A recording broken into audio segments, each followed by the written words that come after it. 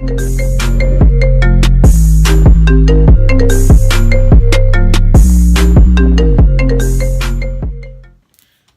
y'all, look who I have with me. It's Sean. Alright y'all, welcome to my channel. Tonight is Unwind with Crissyj, and the topic we're going to be discussing is co-parenting. So I know this is long overdue. We've been postponing it for a little bit.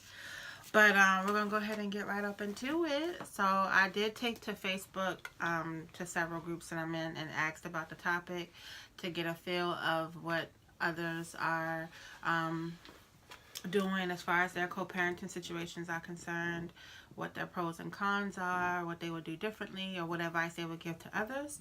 And I just felt that it would be a really good video to do in collab with the wonderful Sean. Say hi to the Jaybird. So anyway, I did write some bullet points down, so we're just gonna start with the pros and cons of co-parenting. So just to give you guys a little bit of background, our situation is I have a 7-year-old son. Sean doesn't have any children, and of course me, Sean, and my son live together. And then Caden's father lives outside of the home. I don't think he's in a relationship at the moment, so we just kind of co-parent between the three of us.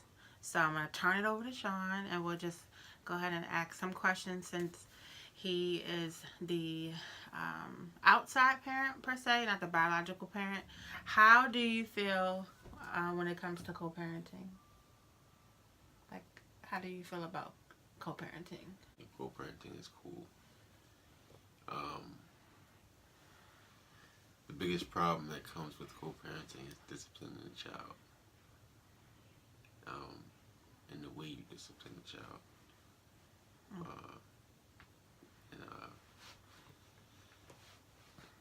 Keeping that grounds of respect.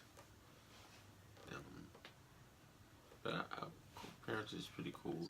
From my point of view, when it comes to co-parenting, being the biological parent in the situation and then the other parent being out of the home, for me it's a little difficult at times because, like Sean said, when it comes to discipline, it's hard, being that there are boundaries that you have to set for the other parent who isn't the biological parent. So of course, if Sean were Caden's biological father, it would be easy for us to discipline him on the same wavelength.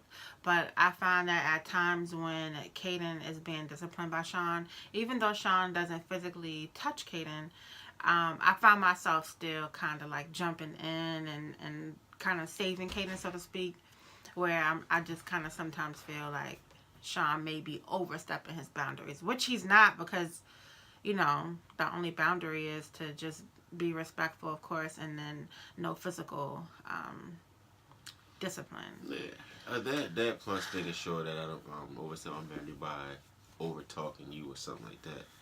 And that's what I try to make sure that you, like I always tell you, like I want him to understand that you're the leader of him. Like, right. You're like he has to look up to you.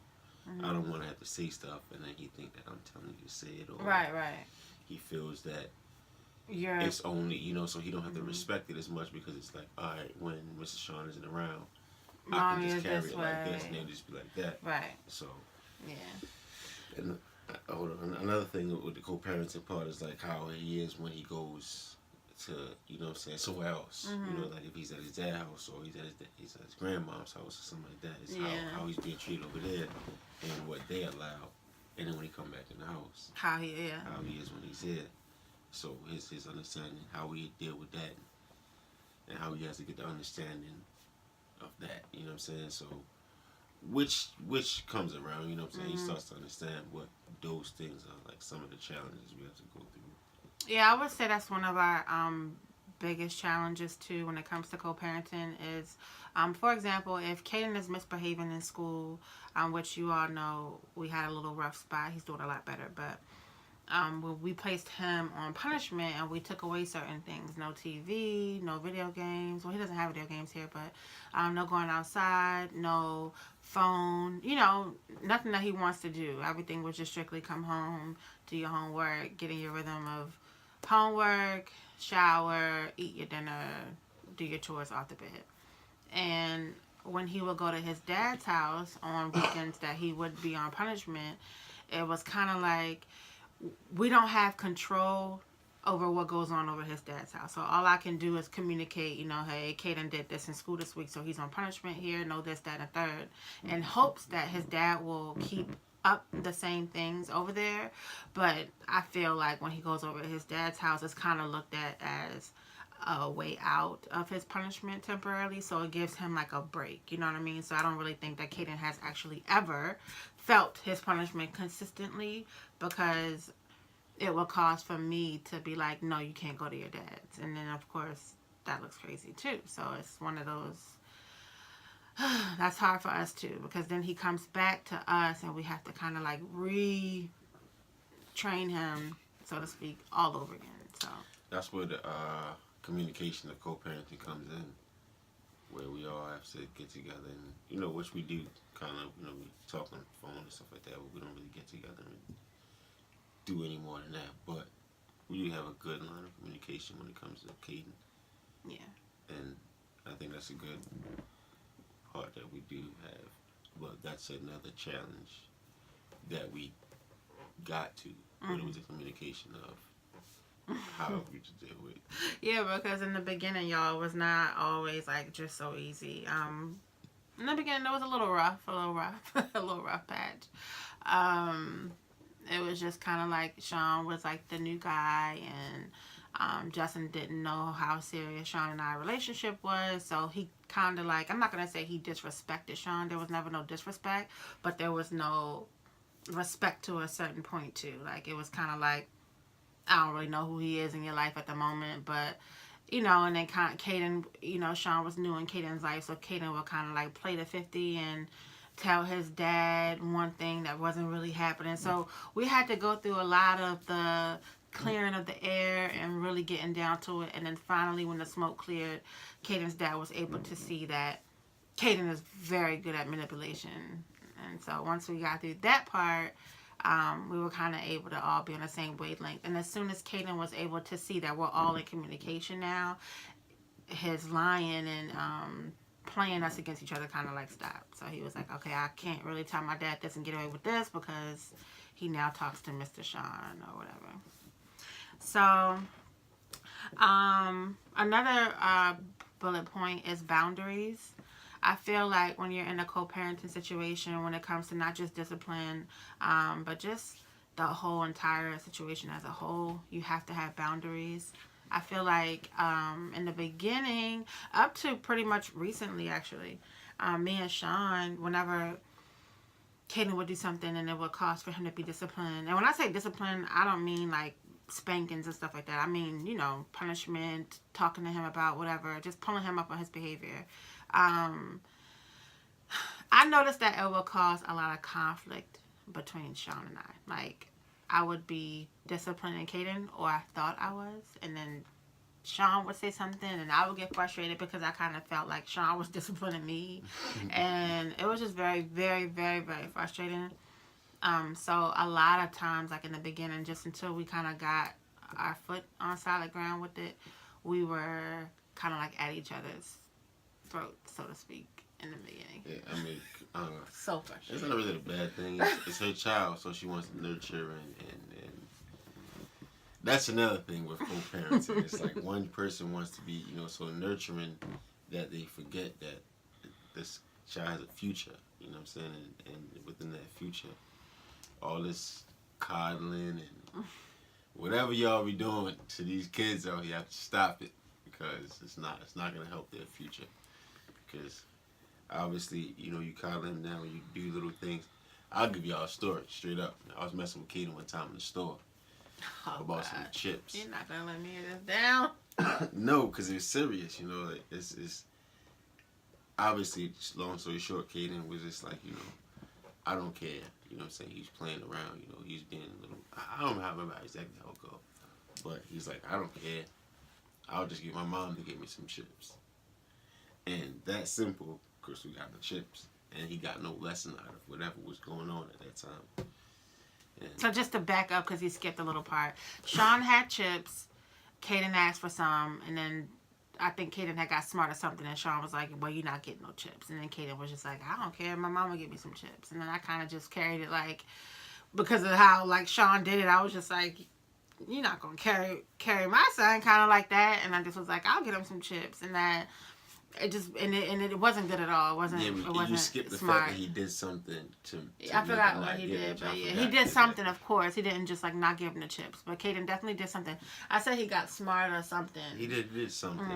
Just, you know, and, maybe it was the way he asked or something like that. Yeah, it was something. And the lesson is in that was, even though we were all kind of like in a joking manner with each other, like, of course Sean was going to eventually give Kaden a few chips or whatever, but I didn't understand. Well, I didn't think about the outcome of it. Like, the real reality is, it kind of put me and Sean against each other, and then it's like, my mom, right, and it's kind of like my mom always wins. Like, when it comes to Kaden for a long time felt like it doesn't matter what Mr. Sean says, my mom has the last say so, because Kaden knows the boundaries. He knows.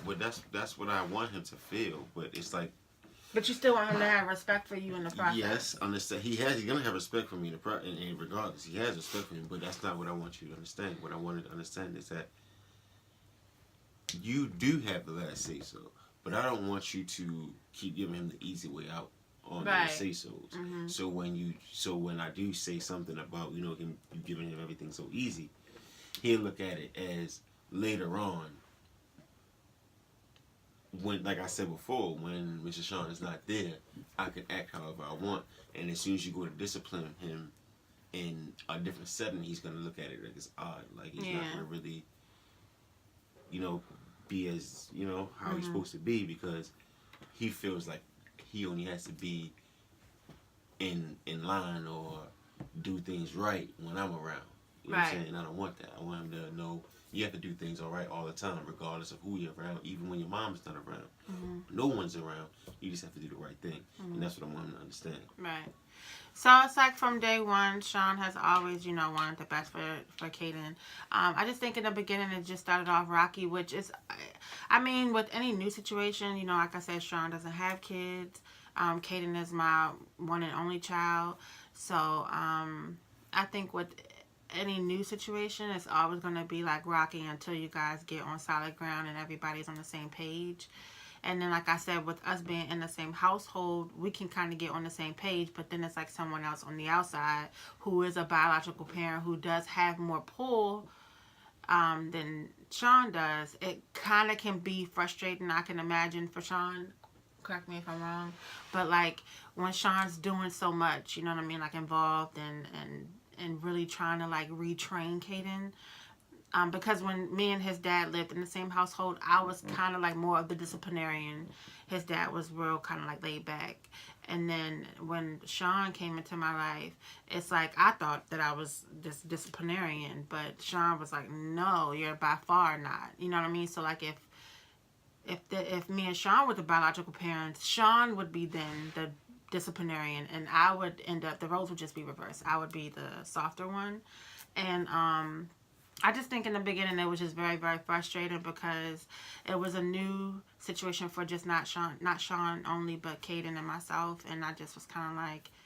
And please don't believe I'm just telling her to be hard on her son. That's not the case. I just want her to understand there's a balance, and by doing the things that she does a lot, it's not going to help him out later on in life. That's basically the point. I mean, at the end of the day, you want his best. You're all for his best interest and everything that we're saying. And also, I used to think that, like, I had a big thing. I think I've gotten better at it. I used to be afraid of Kaden not liking me. And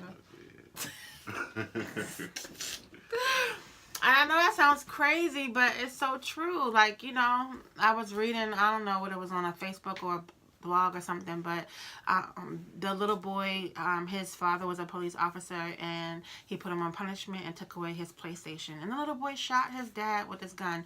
I believe the father lived, but just the fact that he shot his son, and then when I told Sean that, he was just like, okay, that's because the father allowed him to play that game, get too attached to that game. You know what I mean? Because if, like with Caden, and I get what he's saying, because with Caden, he can get stuff taken away anytime, and it kind of like doesn't faze him after a while because he's not really attached to one thing over the other. Like, what do you say?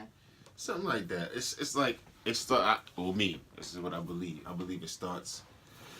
It starts where parents don't really have time to discipline their kids. Don't really have time for their kids, whether it's playing with them, reading with them, whatever they're doing. They don't really have time. And sometimes not having time is not only a bad thing. Sometimes that is work or taking care of something necessary. But it sometimes leaves the parent to give the child the phone, leave them in front of the video game, leave them in front of the TV. Something that's going to occupy the child that really has no, nothing that helps the child at all. Mm-hmm. So it goes into that, where the child is just babysitting himself, just relying on it. Yeah. So it becomes a need. Mm-hmm. Yeah, because I don't know if I was talking to somebody or what, but it was just 2 days ago or so. They were saying how the child, I think it was my mom I was talking to.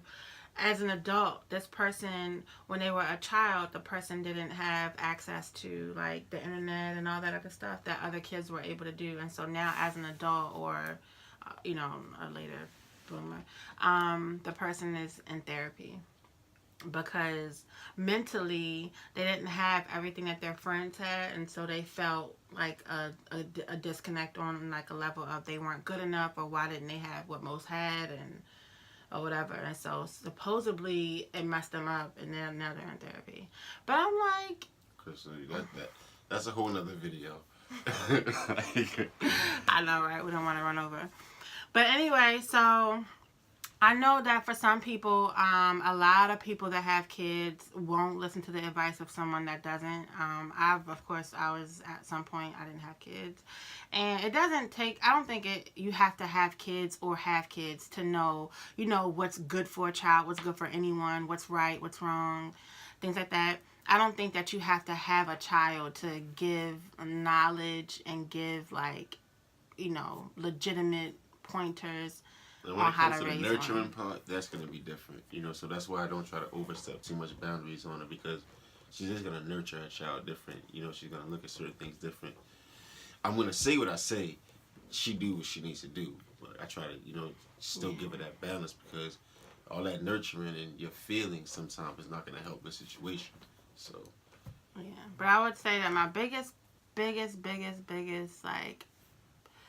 con to co-parenting out of everything would be the line and the boundary when it comes to disciplinary. Like, what is too far, what is okay, what's not okay, and we've set those guidelines. Like, Caden's a boy, I'm a female, of course. Caden's getting bigger, he's gonna be stronger than me at some point, I'm getting older. So it's like he does need that male guidance, and being that Sean is the full-time male in his life. His dad gets him, but Sean lives with him, so he's with him more. I do think that it's okay at some point. It hasn't happened yet, or it hasn't, we haven't gotten there yet, but this is just my opinion, y'all, okay? My child, my situation. I do feel like it's okay if Caden does need a good grab up from a man, I do think that that's okay for Sean to do. I wouldn't say it's okay for him to spank him, hit him, or anything like that, but sometimes you need that good pull, that good strength, from a guy, and I would say that would be okay. But, so what are y'all co-parenting situations like? What are your boundaries? Do you all allow your, I don't want to call it an outside parent, but the non-biological parent, do you all allow them to do physical discipline with your child, and how is your co-parenting situation set up. Leave it in the comments below. Be sure to subscribe, hit the like button, and share with all your friends and family. And we'll love to have you be a part of the J-Bird family. Right here. Park it right here. Anyway, y'all, I forgot to tell you guys what I'm drinking on. So today is DRC. I'll put a clip of a picture, and I didn't light my candle. It's a Moscato, yeah. So that's what we're drinking on. Next week, we are going to talk about... There's still something out there. I don't know, whatever the topic was. Whatever, y'all. Y'all can drop it in the comment what y'all want us to discuss next week. And I'll be brainstorming on some topics as well. So if you guys have a topic or anything that you guys would like for us to discuss, let us know. Of course, Sean isn't going to... Or if you guys want us to elaborate on this. Oh, yeah. We can always go a little further when it comes to this. Like, we can definitely... I guess answer questions, or, you know what I'm saying? Yeah, because let me tell y'all, Kaden done gave us a run for our money this year. Lord Jesus knows, okay? So if y'all want to talk about how to get a kid under control and stuff like that, oh, you know what? Next week, we can talk about these teachers, I feel, working close with the doctors on trying to diagnose our children with ADD. Let's talk about it, okay? Let's talk about that. All right, y'all. So we're going to go ahead and wrap this up. You want to end it? Thanks so much for watching. As always, we'll see you guys next week. Tune in every Thursday at 9 p.m. Be sure to hit the subscribe button. Don't forget the bell so you're notified on our next video. Good night.